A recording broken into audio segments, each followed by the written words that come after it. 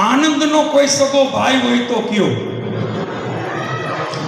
આનંદનો કોઈ વિરોધી અર્થ નથી. આનંદ કોને કહેવાય? પહેલા તો સમજો, આનંદ કોને કહેવાય? ભગવાનની ભક્તિ કરતા તમને જો લહેર આવે, મજા આવે, જલસો આવે તો એને શું કહેવાય? આનંદ.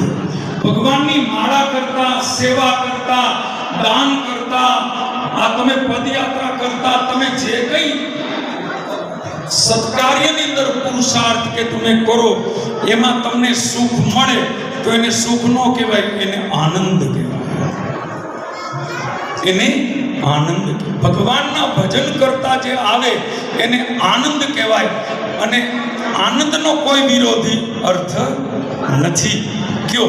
તમે ભગવાનની પૂજા કરી, માળા કરી, દાન કર્યું, એનું વિરોધી કંઈ નથી. એનો વિરોધી એક જ છે. આનંદ એટલે પુણ્ય, આનંદ એટલે સત્કર્મ. તો એનું કોઈ વિરોધી નથી. એટલે આપણે ત્યાં શાસ્ત્રોમાં બે શબ્દ કયા છે? આનંદ અને મંગલ. આનંદ અને મંગલ આપણા શાસ્ત્રોના શબ્દ છે. મંગલમ ભગવાન વિષ્ણુ, મંગલમ ગરુડધ્વજ, મંગલમ પુંડરીકાક્ષે, મંગલાયતનો હરિ. એ જ શ્લોકમાંથી તુલસીદાસજીએ ચોપાઈ લખી કે મંગલ ભાવન અમંગલ હારી,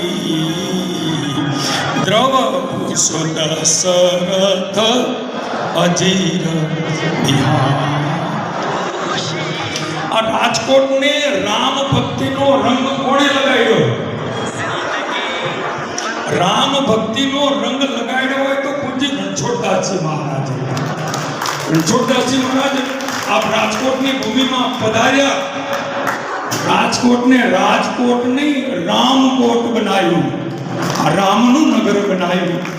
અને નાના નાના બાળકોની અંદર રામાયણના સંસ્કાર, રામાયણના વિચારો આપ્યા છે.